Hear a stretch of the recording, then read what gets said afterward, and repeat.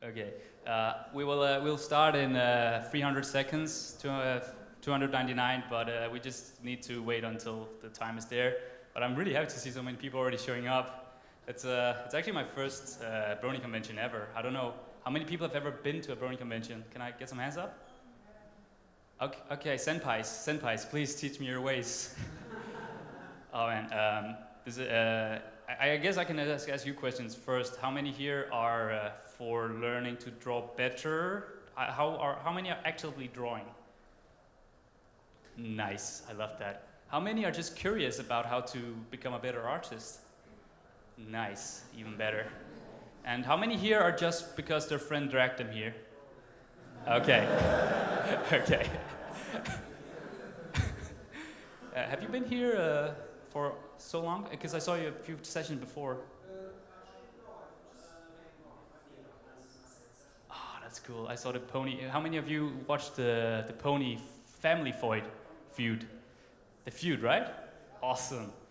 Okay. Yeah, I wanted to really be part of that, but I think that's just some kind of need to just be in the center of attention or something. But okay. Somebody want to know something specific actually already before we start, and then I can tell you I'm going to cover that. Yeah, I'm going to cover that. Good, good. Let's see, what's the time now? 3:42. 3:42. Yeah. The thing is actually, I can already say this now. When I found out I only had an hour to do this, I kind of freaked out. Because there's so much you can learn in terms of drawing, and there's so much information I have to throw down at you guys. So the main part of this is that I will tell you some things that are important to keep in mind that I haven't been taught when I was an artist, or when I was starting to learn. Because usually people, they just start to say, oh, I like that, I'm going to try to draw that. But they actually don't know where to get the resources from, or they don't know which kind of process is the most effective to help them work, and that's how you can get stuck pretty quickly. So in this is more about a few tips that can make you instantly make your art more engaging, not necessarily better quality-wise in the terms of shading and so on, but it will engage your viewers much more. It will be more fun for you to draw as well, and it will make you think more creatively. And I think this is the most important thing that you should get out of this, is how you can get the tools to improve yourself and know where you can find that help. Have I babbled enough now? Oh, what? No! That's not fair. The elevator music would be nice.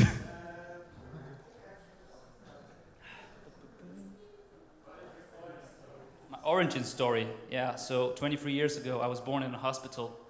They dropped me. I didn't hit the ground though. That was my first bungee jump. So, and then I got class on my backside and was confirmed I was a boy. I said, wow, that's some news to me. I don't know, I thought it was funny. Oh yeah, one more minute. So 1 more minute. Yes?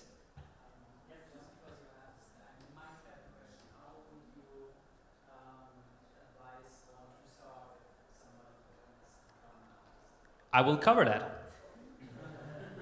How will I want to start out? Yes, I will actually tell you all of that and much more, and I hope I can get it all in time.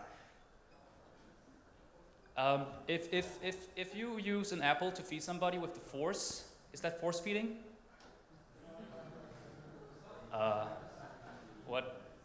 What smells like red paint and looks like blue paint? Red paint. Yes, okay. So let's first talk about me. No, let's talk about you actually, because it's called Drawing Mistakes You Make. The thing about drawing is that some people would think that it's a talent like singing or something, but here's the question. Can you guys learn to play a guitar if you practice 2 hours a day, maybe with a coach or something? Yes. Then you can also learn drawing, because it's all about technique, not talent. Some people would say that yes, you can be quicker at drawing because you have a knack for it, but that doesn't matter in the long run, and I'm a living example of that, or I will be in the future, hopefully.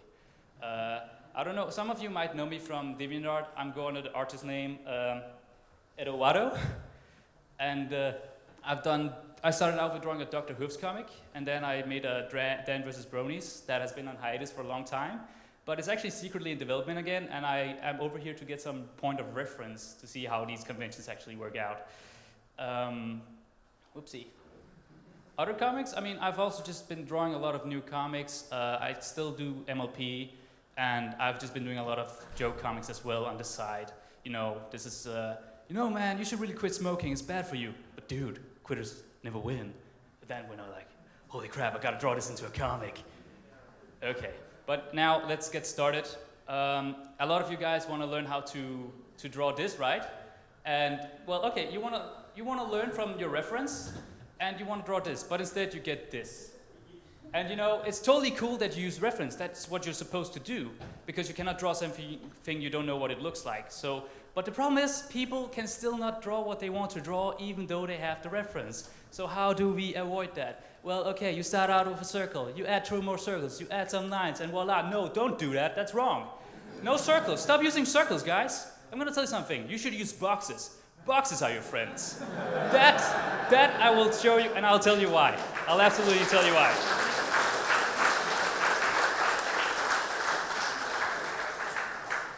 Okay, so,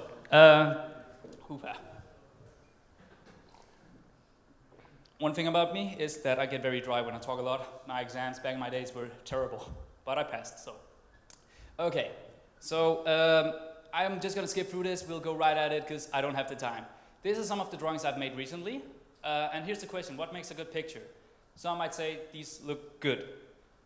Here's some other pictures I found from other artists. These are undoubtedly way better, and I hope to achieve that level of skill. But there's a problem with these pictures. They're actually not very good images. They're boring, absolutely boring. You see nothing going on. It's a wizard who does lightning, it's a guy with a hammer, it's a girl on a goat on a mountain, it's a girl, you know, you don't engage the viewer. There's nothing, you can say, that's a pretty picture, and then you move on. That's it. Here's some other drawings I made. They're a bit better. Here you see a guy summoning swords who might stab you soon. Here you see a reptile creature with daggers, it's jumping, you see an arm burning, there's something going on in this village.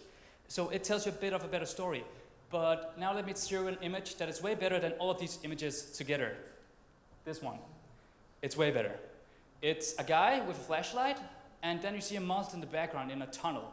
You actually get to make up your own story here. It has kind of this alien vibe from the movies. So this is nice. This engages the viewer very much. And that is why you want to do pictures that show a story, like a pigeon in a cage. And this one is also on the top. So you could choose to fly away, but then this one would be drowning. So it's a picture of equality.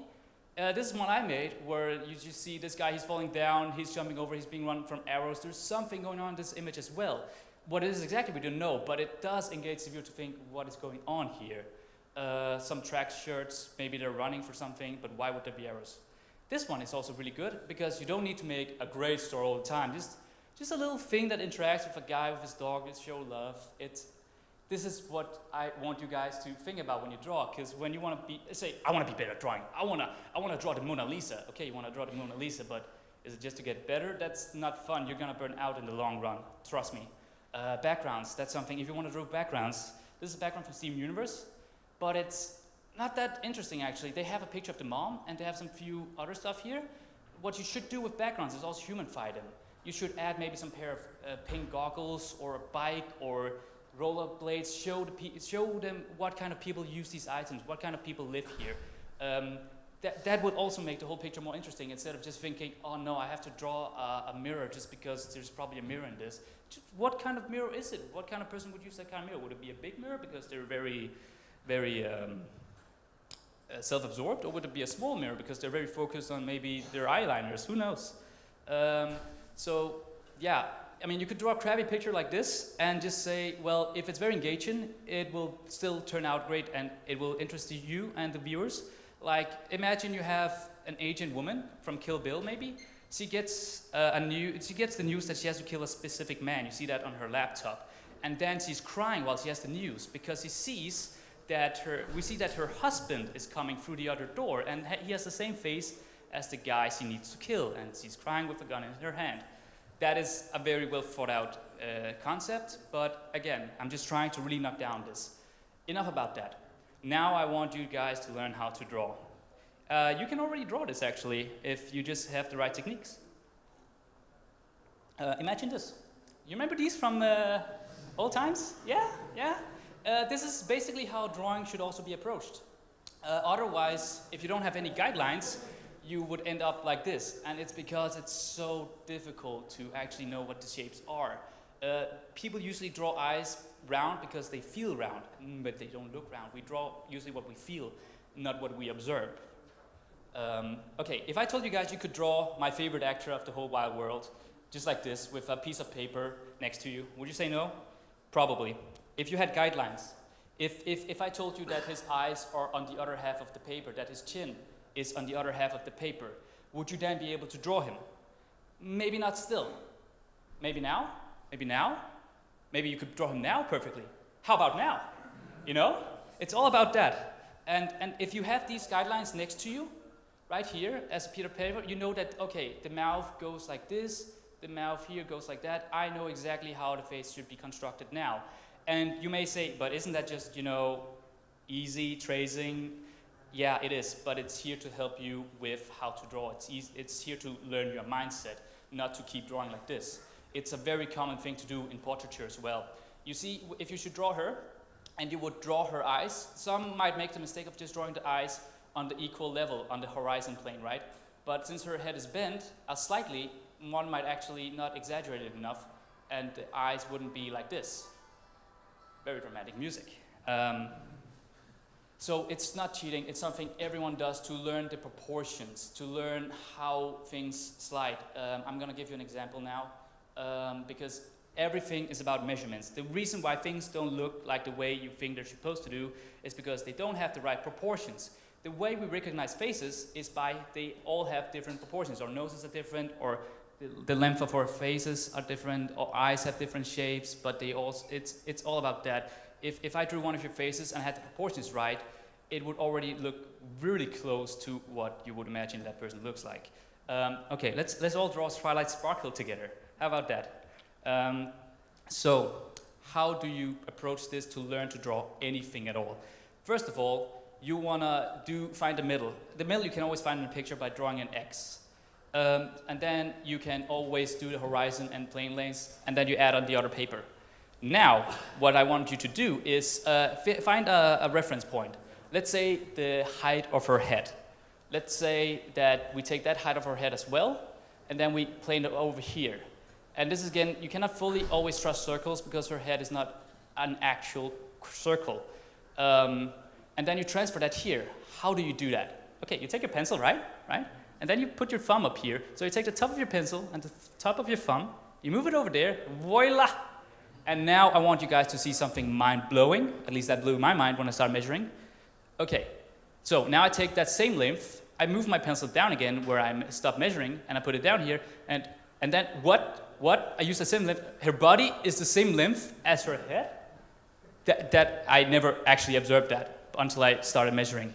And then her body is only like 2/3 of her head. They have giant heads, guys. It's insane. Usually people would draw the heads too small because we don't start measuring, we just draw circles.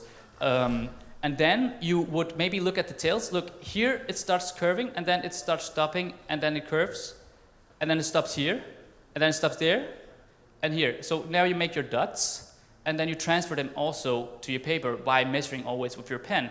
And you know that this dot is close here. You know that the head here is never past the half of the paper. And now, look. If you look at the ear here, and you draw a straight line down, it will hit where her leg starts and her body connects. And you can do that and transfer it over here. You know that the leg here is not going over that line, over the line of the ear, because when you draw straight, it does not.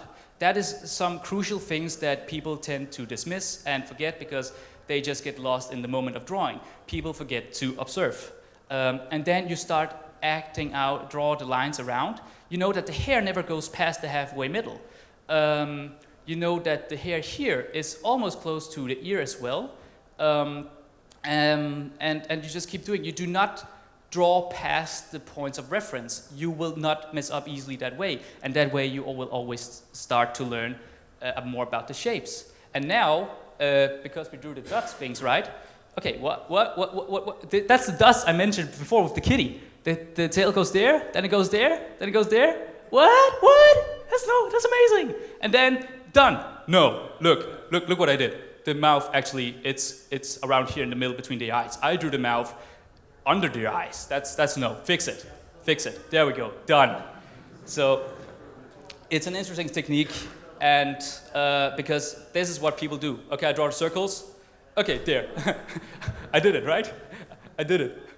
And this technique, the more you use it, the less guidelines you need. This is an example of Dan. I just took the length of his head, then I took that length in the middle, and then I found out, okay, this is kind of a circle here.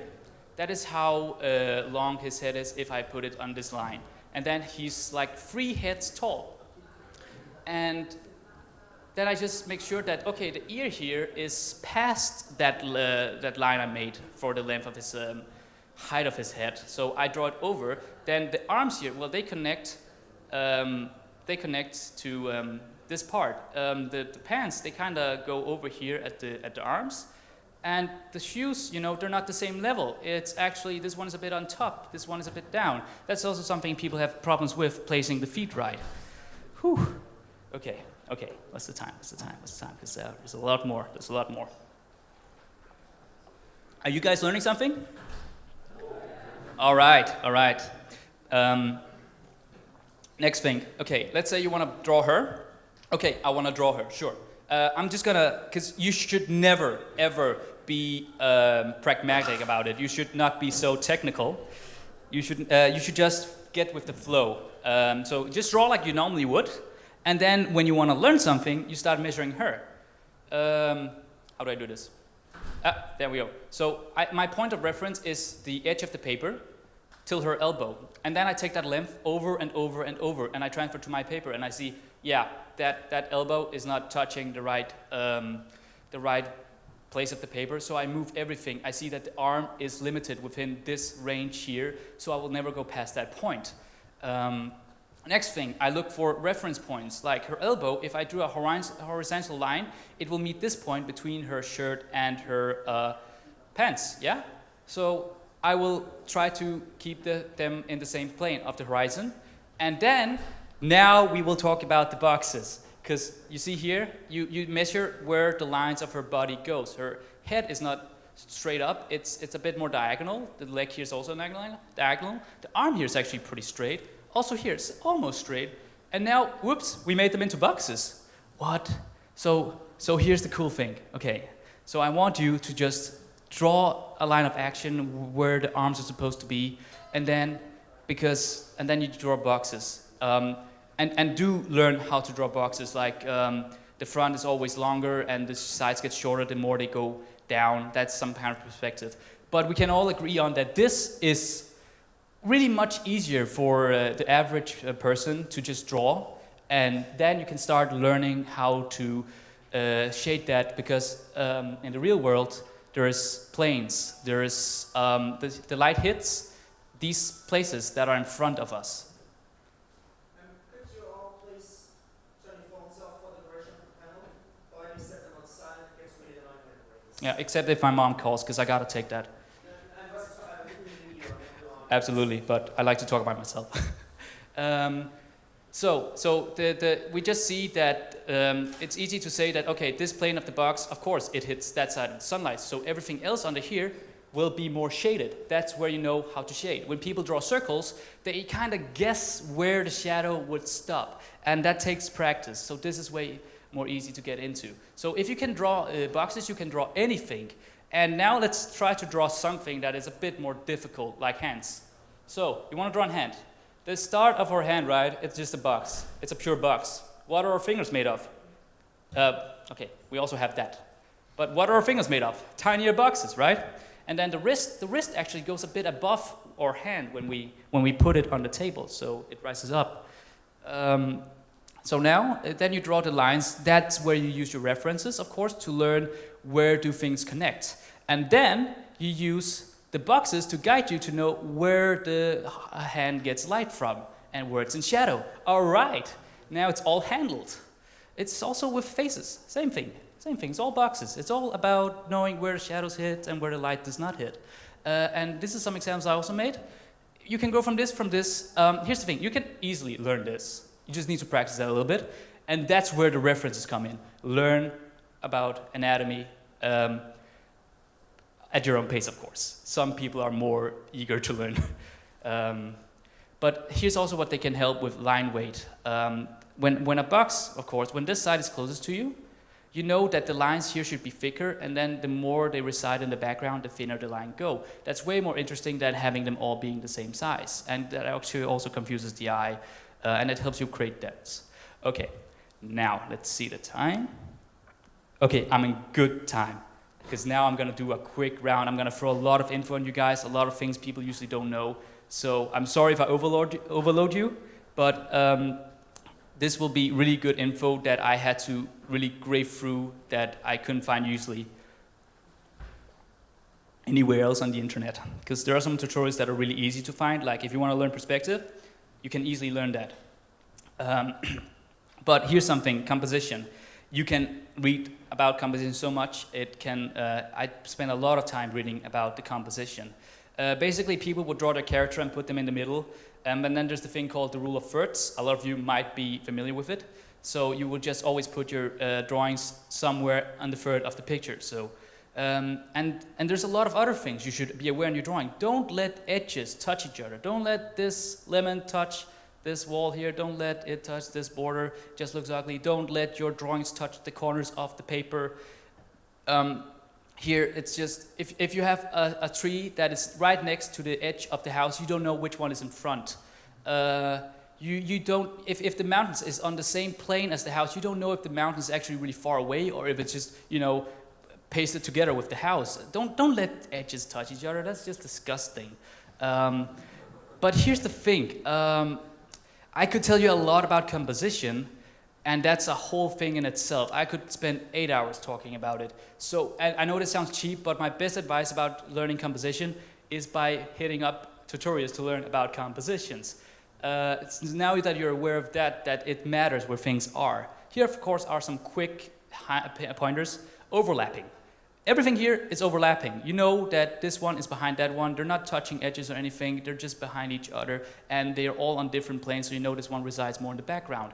That is your strongest weapon, especially when we have to talk about something about perspective, which we'll get back to really soon, because perspective lines are not that great as you might think. Here's a question. Where are you looking right now at the screen? Where are you looking? Yeah, the point. You know why? Because it's different. Everything, if you want to draw something, let's say you want to draw a pretty pony, make sure that pony stands out and somehow. Here you look at the square. Here you look at the green one. Here you look at the big one. Here you look at the one that is most light and dark, because it creates a contrast. So if you want to focus the eye on a picture on something, then make sure that it stands out. If you want to draw a shield and make it really cool, it will maybe look even more standing out if you draw it on top of 99 swords, because there's a lot of sharp objects, and suddenly you have a blunt object. That is what we want to see. Or you can do it differently. 99 shields and one shield on top of them that is bloodied, that already tells a story as well, which engages the viewer. Here's this drawing I made for a board game I was supposed to do for a project. Here's the thing about colors. Colors are the ultimate guide to lead the eye as well. Okay. So here's a picture, right? And colors, we can all agree that colors can be light, they can be dark. So depending if the colors are light or dark, they have different tones of gray. And here's a scale. If we say that white is 0 and black is, 100, then the middle gray value would be, it would be 50. So you have 100 different values, terms of gray and black, or light or dark. Here's the thing, the colors here on the three main things have the biggest amount of light and black colors, or dark colors. So The biggest difference is here, they're light and darker. In the background, however, I made the difference between the light and dark not so big. They're actually very close in their terms of light or darkness. It's called values, actually, but I'm just trying to throw out terms that are more commonly understood. So that's why I just made the colors here lighter and darker, and the background is just, it's not that big of a difference. That's why this is way more interesting. That's why I look here. If they were too much dull, well, then the background here would be, more interesting. Aerial perspective. Have you guys ever noticed if you look far beyond that the trees get more and more blue? That's because things more further away, there's more air between you and the objects. So when you look far away, that's just also air you see. So the objects behind you, they just take the color of the sky more and more. So let's say that the sky was red. Then the things who were more and more in the background, they'll become more and more closer to the reddish color of the sky. But typically, it's always blue. So that's why things get more lighter over to the blue part. This is my favorite part, but also the most complicated one. Okay. Let's learn a little bit about the saturation. So the color wheel is your biggest friend here.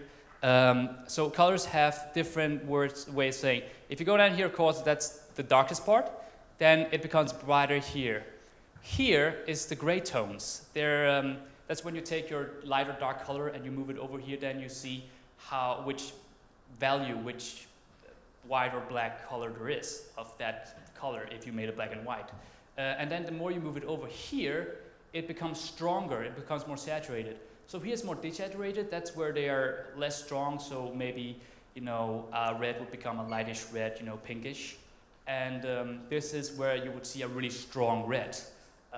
And this is the problem. A lot of us watch My Little Pony, and in cartoons, the laws of colors don't apply there because they want to make it bright, they want to make it more they want to grab attention, and that's if you learn from that, you are going to learn on the wrong path, because this is the no man's land when you want to draw from real life. If you draw really strong colors from real life, that is. I will try to answer. Do you have a question? Yes. May I ask? Yeah, please. What if you want to draw something that is supposed to feel surreal? Abstract art, my enemy. Abstract art, it should feel like it should have like a more fantastic feel to it. Like it's Okay, yeah. I will try to get into that. Actually, I think that's the next thing. Oh, cool! I'm so prepared. Okay, because everything here, that's not real life. The real things you see in life are usually around this weaker part. Colors are usually not so strong in real life. This is a perfect example from The Lion King. If you take a color pick, the backgrounds, the stone here, his fur, the background, it's all very weak. And then, if you want to let things stand out, like you asked, you make the colors really strong. Like Simba is standing really out because the color here is really strong. His mouth here is also standing really strong. So the strong colors are here, so that's where the animators wanted us to have their attention. Because if you just made everything super bright, like in the cartoon, that's what it would look like. It hurts your eyes. That is why things in the real world have really strong colors, like warning signs, to grab your attention. Also advertisements do that, just so you look at it, because in real life, we don't have these strong colors. Strong color, we got our customers. Next thing, how do you shade things? I just have my red house, I have my yellow roof, right? So I just take my red and make it a bit more dark red. No. You go to purple. You go from yellow to green, because shadows are blue. I think I should have called this session "Shadows Are Blue." And the theory behind that is because when you look outside in the real world, the sky is blue, and the light does not hit the shadow parts, so they take on the colors of the sky at that time, which is typically blue. So if I color pick this, I would see that, okay, yeah, this house is red, but then when I look at the shadows, it's actually a very dark purple. And the same, with yellow, it would take on to be more green, because when you mix blue and yellow, you get green. So this is a common mistake I see people do. It's that they would have a blue color, right? And then they would just take that same blue color make it more white, or make it more black. What you would do is, okay, you choose this color, and then you have the yellow sunlight hit it. So what you do is you take that local color, you move it to the brighter side, that is less strong, and then you also move your color over to the green side, over here. That makes it way more believable as well. And then at the shadow side, let's just presume that the sky is yellow. Well, then you take it more to the stronger, darker side, and you move it the opposite way of the color of the light. So from blue to here. Well, because the sky is also blue, that's typically how it works. Then there's also something about reflexive light, but I don't want to get too much into it. That is something you would have to read as well. But I just want to say that this is what happens if you change the colors when you shade and make it lighter. It just looks way more lively opposed to that. That's also something I did with my comics. I would draw Twilight's fur or purple, and then I would make her fur more bluish. It doesn't really show that well on this projector, but trust me, it's more blue. I checked twice. So this just made, yeah, it's white, but I don't make her shadow gray. I make it more pinkish. So a common technique to keep in mind, what I do sometimes is, I have my local color, so when I want to do make it more brighter, I just move it up this way, up to the left, and then I take it more to the yellow side, and then to the shadow side, I would move it down to a stronger color and darker, and then I would make it, you know, more bluish or purple, depending on the time at that would require it. So if somebody knows about multiply layers, you would never use black for multiply to make shadows, you make them purple.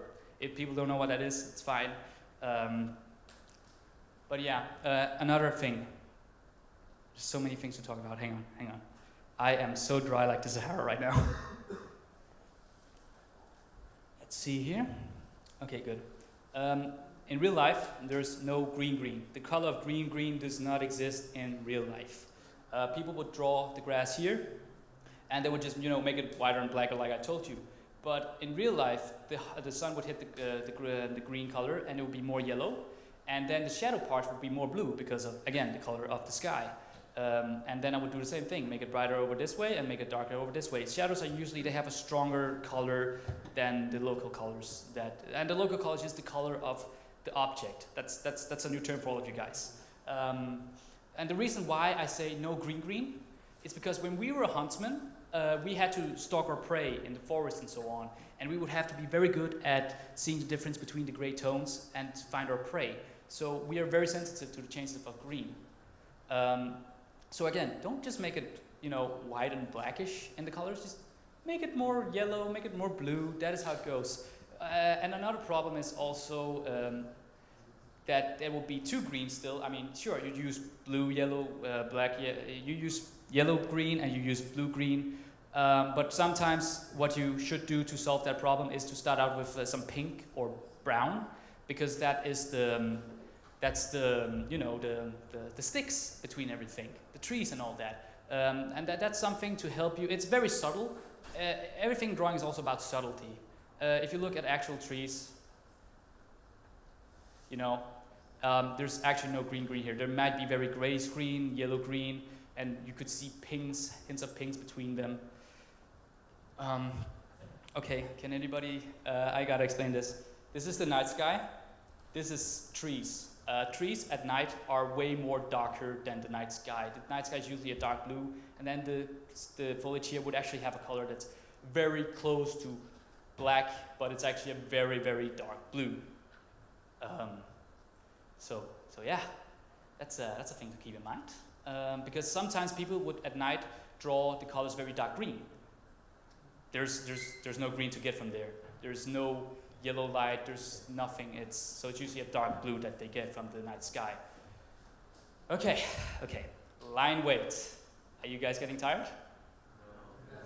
Okay, I am. So, but I love it. Line weight. Another problem I would see artists do is that the line would always have the same thickness. Don't do that.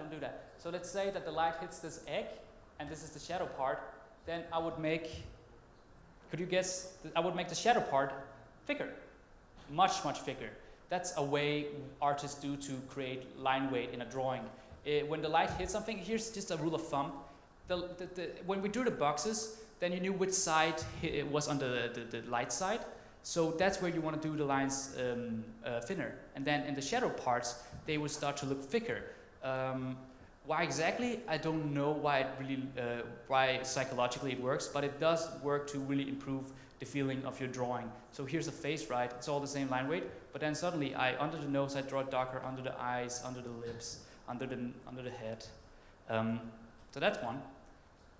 And perspective. I have a question. How many of you guys have read about, perspective lines, how perspective works? How many? Yeah, okay. Forget all about it, please. Please. It's the devil's tool to get you trapped.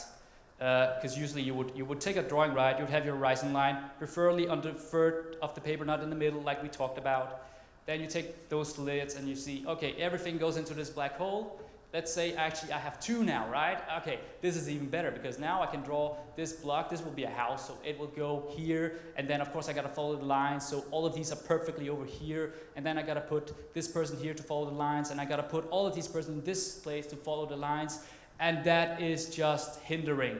You will think way too much and it will probably even worsen the quality of your drawing. What you wanna do is find the rule of thirds. Find your focus point, this one, big. It's not a mistake, it's a suggestion, but yeah, I should probably put that house over here, but never mind that. And now here's your biggest tool when it comes to perspective. Overlapping. I put a tree behind this. I don't let the edges touch. It's behind this tree. They're not in the same plane. Then I start to add some mountains maybe in the background. Then I start adding bushes and a tree. And this is when you finally know where you want your picture to be. That is when you add your perspective lines to help give it a bit more depth. You already know your places, what you want in the picture. Now the perspective lines are here to guide you. Perspective lines are just here to make cool shit cooler. So if your drawing is already cool, what you've already done, then the perspective lines will just help it to make it even cooler. Let me just show an example. So this is my initial idea, right? So okay, now I know that. So let me just add some stuff. That was fast. Okay, so that's pretty all right. I mean, I knew that I wanted the house to be this way. I know that I wanted the lines to go that way. So I had everything in order. And now that you have that in order, the few things, this is where you can start to add things and, follow the other lines. Also, keep in mind, things closest to you, they have the biggest difference between light and dark. And then the more things go in the background, they tend to have a less difference between light and dark colors. They become more blue. You overlap things. And now you just start to add things to make it more interesting, and then you start adding your pony, book horse. It's not my favorite horse, but I love book horse. Okay. So perspective is just there to make cool shit cooler. I don't even know. It's why it's not my favorite pony, but I just think the reason why I draw here is because he likes to do lectures like this. So, before I forget, some of you might just draw the perspective lines in the drawing. In real life, our eyes have a limited range, so when you do that, things start to look distorted here. The table might just become way too long. So always use the points away from your drawing and never let them be at the same length away from the drawing. So if this one was here and this one was over here, then again, things would look too mechanical. So to make it more natural, you have one over here and then you have one very close to the paper. And now, why is 1 hour a day better than 8 hours a day? Here's the thing. I'm gonna presume that if you draw 8 hours a day, you have a lot of motivation to draw something.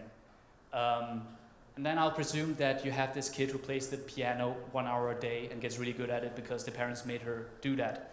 The thing is though, the motivation here, it's a big trap when it comes to drawing. If you just draw when you feel like it, then you will hit an artist block really quickly. If you do, I don't know what to draw, I don't know what to study, I don't even feel like it. But if you say to yourself, I want to get better at drawing, it doesn't even have to be an hour a day, it could be an hour a week or whatever. But the important thing is that you tell yourself that in this hour where I draw, I want to learn something new. Let's say I want to draw Luna walking on clouds. Then you should look at references for clouds, maybe look at some tutorials for clouds, learn how does the color affect the clouds. Something, just search for something that will help you improve.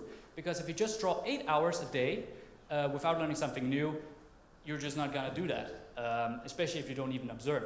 I was in that trap really a lot. This is drawings way back in 2011 when I did a lot of Pokemon manga and so on. So, and I just drew it without references. I just wanted to draw it to tell my story. And there's nothing wrong with that. But then when I wanted to actually get better, I looked at my art 3 years later. It was still freaking crap. And I just don't know what I did wrong. I mean, I drew 8 hours a day. I did everything. But the thing is, I drew an arm like this for 5 years. And then when I finally started to actually read about it, I learned, oh, an arm actually has curves like this. What? Oh, so if I just spent 1 hour learning this, I would not have been drawing an arm like this for 5 years. And you know, I feel, at least for me as well, the drawing is, you need somebody to point you up the obvious. Like, I feel like drawing for me has been, this is door, that's the door handle. This is how you open it up. Oh my God, I can go to the next level. So, go back. That's not for you to see yet. Oh, we're almost done actually. But yeah, you can't draw anything if you don't know what it looks like. And again, I did that in the beginning of my presentation where we use these guidelines, we analyze the drawing, and then we learn how everything fits together. This artist, she is 13. Now she's 15 when she drew this. Because she wanted to draw anime, and she started to look up tutorials on how to draw better anime, and she started observing. She was really good at that. She learned about coloring. This person wanted to learn a lot about portraitures, and there's a lot of good tutorials on how the colors of the face, they shift, how you use the color wheel to guide you to color the face, about complementary colors. Of course, it can also take you a long time to get really good. But the point is that you will not improve unless you don't actively try to say, I need to learn something new. So every time you've drawn something, ask you, have I learned something new? If no, then at least I hope you had fun drawing it. Because of course we also just want to draw, you know, and have fun for it. There's nothing wrong. I don't want to sound too strict. So find just out what you want to draw. It could be a story or anything, but then you also have to draw it, okay? And that's way too obvious. Honestly, I don't know why I told you that. You all know it. So, in summary of all the stuff I've just talked about, yeah, so tell a story with your drawings. It doesn't have to be too engaging or something, but at least something. Stop relying on circles and tutorials. Just start learning to measure from them, be critical. Use the boxes, read about composition, because you will never leave the room if I keep talking about them. And then find out which point of the drawing you want to be your focus. Let it have the most contrast, let the backgrounds, let the colors not be too different. Don't let things fight, you know. If you want a red character, then don't use a red background as well. Maybe just make the most of the background purple. That way it stands out. Change the colors of your shadows and highlights. Don't just make them black and white. No green. Green is not a thing. Figure a line out in shadows. Overlap things, and then use perspective to help you make the picture better. 1 focus hour is way better than 8 hours of not learning anything. And you can draw. And don't draw only when you're motivated. That's just your artist block. You should tell yourself, well, if I don't brush my teeth, of course I'm gonna get carvia? You're gonna get something and lose all your teeth. So it's just, if you wanna get better at drawing, of course, that's the mindset you need. I want to get better at drawing. Therefore, I will draw this and learn something new, even if I don't feel like it, because I still wanna get better at drawing. Big shapes first and then details later. I didn't do much of that, but you know, that's pretty simple. You know, you wanna draw a flower, draw a big circle first, and then draw the petals in big circles, boxes, whatever, and you know, then start adding details like different kinds of like small details in the flowers. They have these small things that the butterfly sucks its nectar from. Just use references and make those big shapes more interesting. I think actually I got through most of it. Holy crap! I did. So that's basically it, and soon you'll be able to draw pictures like this. Oh wait, well there's one more thing. I see people draw a lot of big pictures with, and then like, okay, this is my background, and then there's this guy with a stick. So that's interesting. You know, don't draw the guy with a stick. Just draw a monster truck or something. You know, make it interesting, make it engaging. Have fun making something. Thank you guys.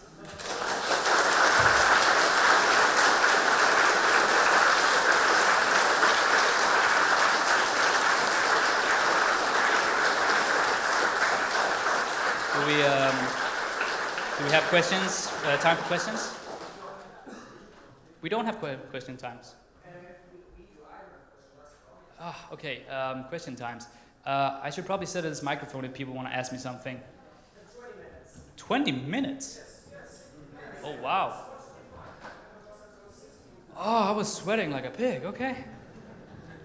That's cool. If anybody has questions, I would love to see if I can answer them. Yeah? Yeah? Yeah?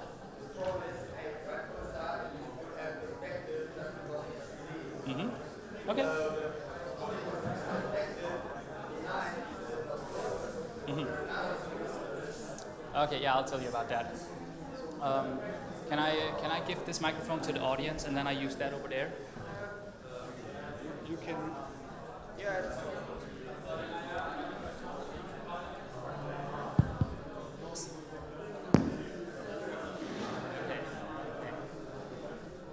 Okay, here we go. Okay, so let's just wait. Ah, the voice actor panel? Well, what are you guys doing here? Let's get. Oh, that's fine. No, I want to go there too, so if we want to cut this short, we can totally do that, and you can always come to me. I'll run there as well. So, okay. There was a question though.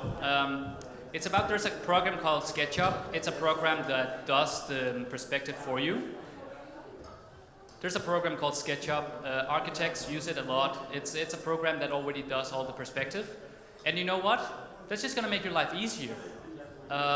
What you want to do is actually, you want to know what you want in your picture first. So what I would say is to not be too dependent on SketchUp. First you do a sketch of how you want your drawing to look. Then you put it in SketchUp, and then you start using its tools that creates these 3D models on your picture, and you move them the way you want. That way you already know how your picture, that way you already sketch out your picture, you've used your creativity, and now you use the tools you have to make it awesomer. Is that good? Yeah. Next, if there is. Yeah? Should I ask? Should I draw from a reference in real life better or from picture? Well, here's the thing. I went a lot to these live drawings with naked people who post, and you can learn a lot about that. But what you want to do is, when you want to learn something, right? You want to be able to analyze it.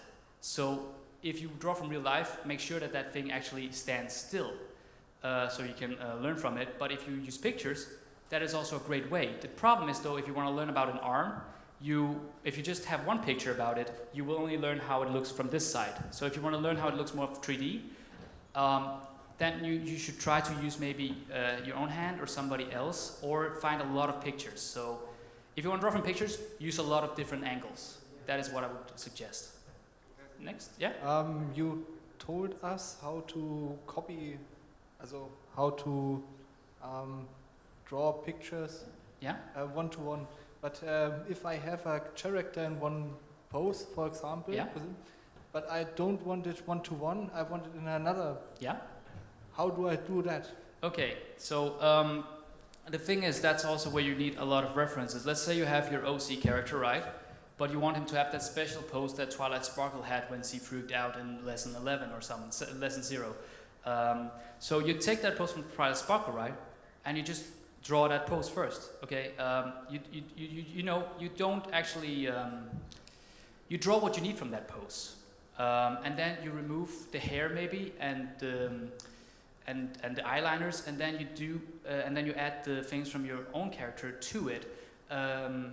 But of course it is a problem if you only have one pose from that face. That is why it's important to have a lot of references. So if you do not know how that character looks from a different angle because you need it to, then you gotta use your own creativity or build him up from your own imagination.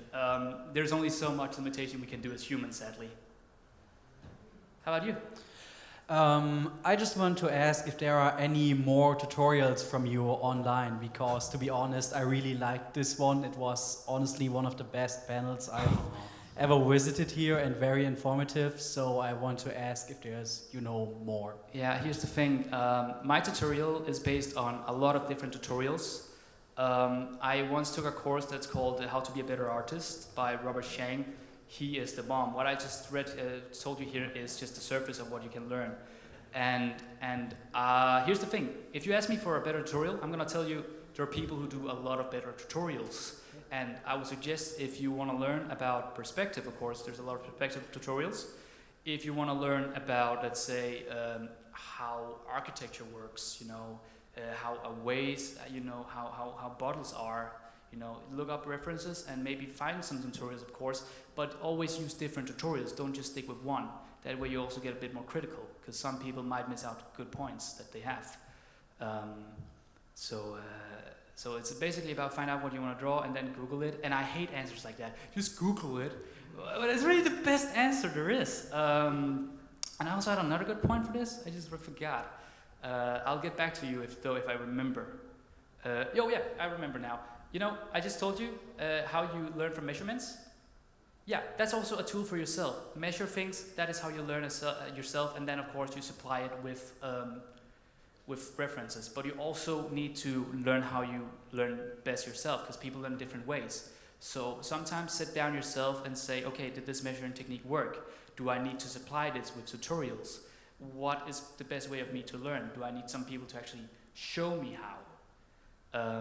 The best way I learned is actually when I learned this measuring technique. That's why I talk so much about it, because it blew my mind. Before I just drew circles. And circles, some people are just very good naturally observing. So for them, circles are the perfect thing. That's my best answer. Some people just do better tutorials than me. That's my answer. I'm not that good. So you don't really have to feel bad for redrawing things that you saw somewhere in the internet or something from someone that you liked the art, and to like redraw it and to learn from it and the proportions and everything. Absolutely. Of course, here's the thing though. If you want to draw, let's say an artist has this really cool drawing of Twilight Sparkle having a wrestling match with Tyrek, hoof and hoof, you know. You will draw her, you can measure it, and you can draw it in that specific pose. That way you learn how to analyze drawings and draw it, and that will really increase your skills. But you're not going to learn how the whole anatomy of a pony is, because you just draw it from one side. So draw a lot of the same object in different poses, and then you will of course learn it. And you of course don't have to feel bad about, you know, copying. No, you're learning. That's also how we become, you know, history professors, you know. You learn from things that have already been written, and then you talk about what you've already been told and learned, what others have told you. Next. Okay. I'm sorry, I'm asking only now when the projector is already off, but could you supply the names of the 3 artists you showed us who went from zero to hero, so to say? Okay. These guys. And maybe also write them down so we can write them up. I actually forgot to put it in. I just looked at the slideshow when I put it and they were gone. But however, you can her you can find if you write DeviantArt 2 years improvement. That's basically it. Okay. Sorry about that. That's okay, thanks. I'm sorry. So, anybody else? No? If not, I will say let's go over to the voice acting panel. Thank you guys.